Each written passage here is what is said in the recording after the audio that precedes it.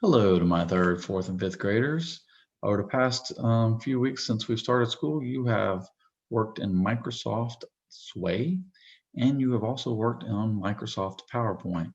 And so today we're going to look at Microsoft Word, okay? And so we're going to pull that up. You can do that through Clever account, or you can go to the school district website. I typically go to the school district website, so let me get that going here. We're going to share my screen. Okay, I am going to the school district website right here.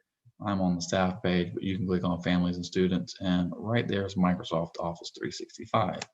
You can also, like I said, click on it through Clever. Office 365 should be able to get in there. If you need to log in, you should know how to do that by now, by doing your GTID number at mcsdgas.com. So today over here we have the little apps. We're looking for Word right there, Word. Okay, we're going to click on it and we are going to open a new blank document. And so what I want you to know about Word and what is different about Microsoft Word compared to PowerPoint and Sway is PowerPoint and Sway are presentation programs, whereas Word is more for making flyers, newsletters, resumes for a job, stories, typing up reports. That's what Word is good for, okay? It can be a little bit tricky, but for the most part, if you know how to work in PowerPoint, you know how to work in a Word document. Okay, so the first thing we're going to do is up here is where you would change your fonts. Okay, so if you want to change any fonts, you change them there. Change the size right here with a number, or you can go up, up, up, down, down, down, bold, italicize, and underline. You change the color of your font with this. So let's say I was writing a story, The Dog and Cat. Okay, now typically we would want you to put it in the center of the page. So how do you do that? You come up here and it's alignment, text alignment. You click on that and this is the center. See, a line to the left, that means over here to the left. A line to the right means over here to the right. So we want to go to the center, the middle. So see how it made my words go all the way to the middle. Now I'm going to highlight my words and I'm going to make them a little bit larger since this is, say, the title of my story. And then I'm going to click enter to go to, and it stays right in the middle by Mr. Elliott. So if I were pretending to write a story. Now, if I wanted to change my color, I can highlight the words, click right here with the A. It's going to change it to red, or I can click the little arrow, choose whatever color I want to choose. All right, there we go. So another thing, we probably want it in the middle of the page, so we're just going to click enter a few times, get it towards the middle, and then I'm going to go to the bring the cursor on the end of my name.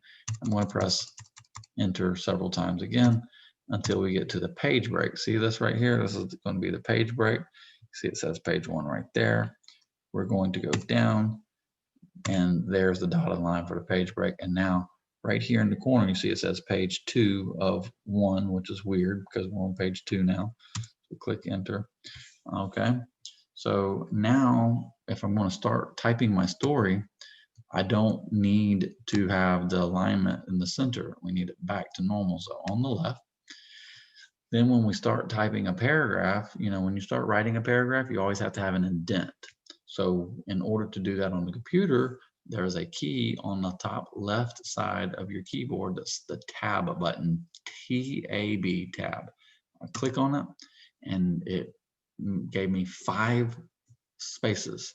Okay, it's the equivalent of 5 space bars. So if I press the space bar 5 times, 1, 2, 3, 4, 5, it's going to get me the indent. And right here, I can start typing my story.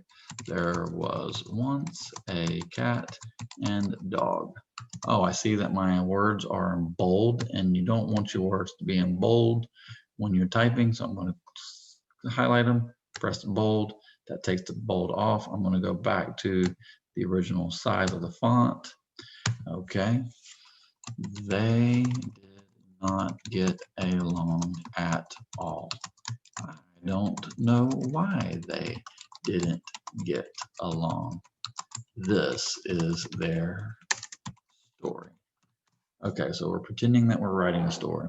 Now, one of the things that teachers and professors in college really like for people to do is to have double space. What does a double space mean? Well, it doesn't mean in between your words because we only want one space between your words, but it means between your lines of words.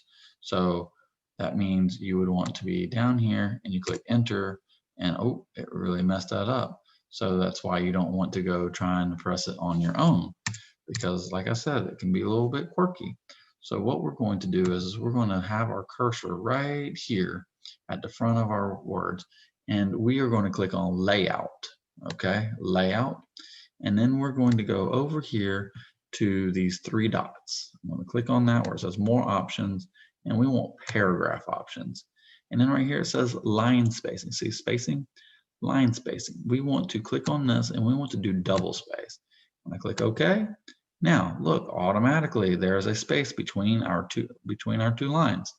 Now if I were to keep talking, the dog was lazy in nature, but no one could be lazier than the cat. And did you see how I kept typing? I didn't do anything and it automatically gave me the space in the middle. So that's always good for a report. It makes things easier to read. It's good for teachers if they want to add some edit and add some notes to what you've done. Gives them a little space to add some notes whenever you turn your work in. And so it's really important that you are able to know how to do that very simply. So again, you would click layout, you click these little three dots, more options, and you want paragraph options, and we're going to double space it. Okay, this is where we can do the indent and things like that. We're not going to worry about all that. We just want line spacing. Okay, all right, and remember you want to do that at the beginning. If I did it right here and I didn't do it at the beginning, then it would start wherever I started at, so it would start here. Okay, so I hope that makes sense. But no one was lazier than the cat, and this made the dog jealous. Okay, so now I'm going to press enter, and did you notice how I pressed enter to start a new paragraph and it automatically indented for me? See, the computer has learned that it knows that I'm going to want to indent when I go to a new paragraph. So actually what I want to do now is quickly show you how to insert a picture. So we're going to click insert, and then you see picture right here, and then we can do Bing pictures, and I'm going to try to find a picture of a dog. So I click dog. All right, let's take our first dog, let's insert the picture, and there we go. Now remember, I told you this can be a little quirky. So in PowerPoint, I can take the picture and move it anywhere I want to move it, but not in Word. I can't just move it. If I move it, I can only move it in certain places. Okay, and it can act really strange. So let's put it back where it was, and I'll show you how you can make it where you can move it anywhere. So we're going to right click on the picture, and then we're going to do wrap text. And I like to do in front of text. And then that allows me to kind of move the picture wherever I want to move the picture to use it for my story. Okay, so that makes it a little bit easier to move. Still not as easy as it is in PowerPoint, and I don't know why that is, why they don't change it, but they don't. Now, if I move it, it will go in front of words and it'll make it look like they're disappearing. Again, it didn't quite do what I wanted there. Now see how it's in front of these words, the words are in front of it because it put behind it. Okay, so they're behind the words. So, but it will make your picture easier to move around to wherever you want to move it. So that's what I suggest you do, that you do a wrap text on your picture, but that's how you insert a picture. Remember, insert, picture. If you have the picture on your own computer that you want to insert, then you do this device. Otherwise, you do Bing pictures. And that is how you insert a picture. You cannot insert a video because remember, this is not a presentation. This is something that you would print out and read in front of the class, most likely. Or you would make like a newsletter that you would pass out, or a flyer for if you're trying to sell something, say, or if you're like having a yard sale, or if you wanted to, you were running for class president or something like that. So anyway, those are some tips and tricks in Word. I want you to kind of play around with it, maybe write a story, Usually what we do is we do a story about us, all about us, just a story about something that you did that was exciting. And then you can add in some pictures and you can change the fonts around. So that is what we are doing today. All right. Some of you have done that before with me. So this should be kind of like a review. And this should be helping those out who are getting ready to go to middle school, because you're going to have more and more reports and things like that to do. And so knowing how to use Word document will be beneficial for doing those reports. Until next week, you guys have a great day.